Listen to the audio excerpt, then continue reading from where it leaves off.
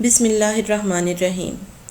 شروع اللہ کے نام سے جو بڑا مہربان نہایت رحم کرنے والا ہے۔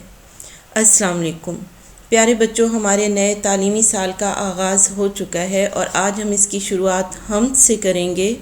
حمد ایسی نظم کو کہتے ہیں جس میں اللہ تعالیٰ کی تعریف بیان کی جائے۔ سب سے پہلے ہم اس نظم کے خاص الفاظ اور اس کے معنی کو دیکھ لیتے ہیں۔ سب سے پہلا لفظ ہے ہمارے پاس صحرا۔ صحرا کے معنی ہے ریگستان۔ اس سے اگلا لفظ ہے گلشن، اور گلشن کے معنی ہے باغ۔ پردے اٹھانا۔ پردے اٹھانا کے معنی ہے راز کھولنا، کسی چھپی ہوئی بات کو ظاہر کرنا۔ لبھانا۔ لبھانا کے معنی ہے دل کو اچھا لگنا، دل کو خوش کرنا۔ اور ہراس کے معنی ہے ڈر، خوف۔ آئیے تو اس نظم کے پہلے بند کو دیکھتے ہیں۔ یہ میدان و صحرا بنائے ہیں کس نے، یہ بل کھاتے دریا بہائے ہیں کس نے، ہمارے خدا نے، ہمارے خدا نے۔ پہلے اس کے مشکل معنی کو دیکھ لیتے ہیں، الفاظ معنی کو۔ صحرا، صحرا کے معنی ہے ریگستان، اور بل کھاتے کے معنی ہے ٹیڑے میڑے۔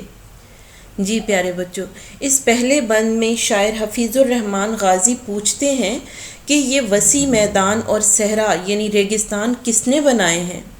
ہر چیز کا کوئی نہ کوئی خالق تو ہوتا ہے، پھر ان چیزوں کا خالق کون ہے؟ اور یہ جو دریا ہیں بہتے ہوئے، بل کھاتے ہوئے، اور ان میں پانی کا ایک بہت بڑا ذخیرہ ہے، اس پانی کو ایک جگہ سے دوسری جگہ لے جانے والا کون ہے؟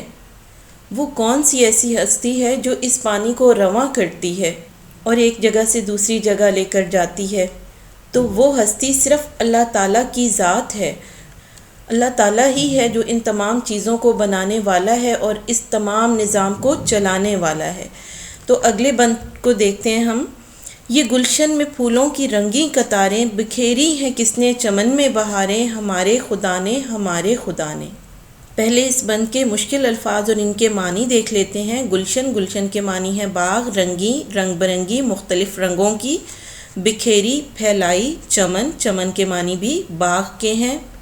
جی پیارے بچوں، تو اس بند میں شاعر کیا کہتا ہے؟ شاعر کہتا ہے کہ جب ہم کسی باغ میں جائیں تو ہم دیکھتے ہیں کہ وہاں پہ ہر طرف پھول ہی پھول کھلے ہوتے ہیں، اور تمام پھول رنگوں میں ایک دوسرے سے مختلف ہوتے ہیں۔ اور یہ جو مختلف رنگوں کے ہر طرف کھلے ہوئے پھول ہوتے ہیں، خوبصورت پھول ہوتے ہیں، ان کی وجہ سے باغ میں ہر طرف بہار کا سا سما ہوتا ہے، ہمیں بہار نظر آ رہی ہوتی ہے۔ اور ان پھولوں کو پیدا کرنے والا، اس سما کی تخلیق کرنے والا کون ہے؟ اللہ تعالیٰ ہی کی ذات ہے۔ آئیے تو اب اس نظم کے اگلے بند کو دیکھتے ہیں۔ یہ چاند اور سورج بنائے ہیں کس نے، سیاہی کے پردے اٹھائے ہیں کس نے، ہمارے خدا نے، ہمارے خدا نے۔ یہاں پہ جو لفظ ہے سیاہی، یہ سیاہ سے ہے جس کے معنی ہے کالا، لیکن یہاں پہ اس کے معنی رات کے اندھیرے کے ہیں۔ پردے، نقاب، سیاہی کے پردے، تاریکی کے نقاب۔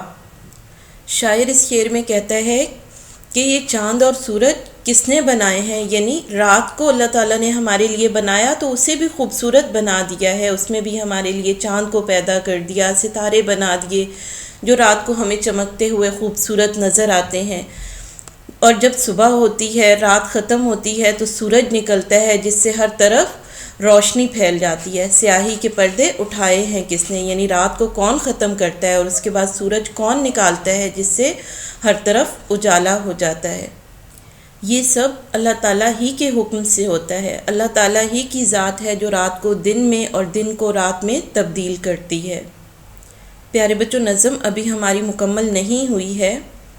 نظم کے بقیہ اشعار ہم اگلے لیکچر میں پڑھیں گے۔ آج کا لیکچر ہمارا یہیں پہ ختم ہوتا ہے۔ اللہ حافظ۔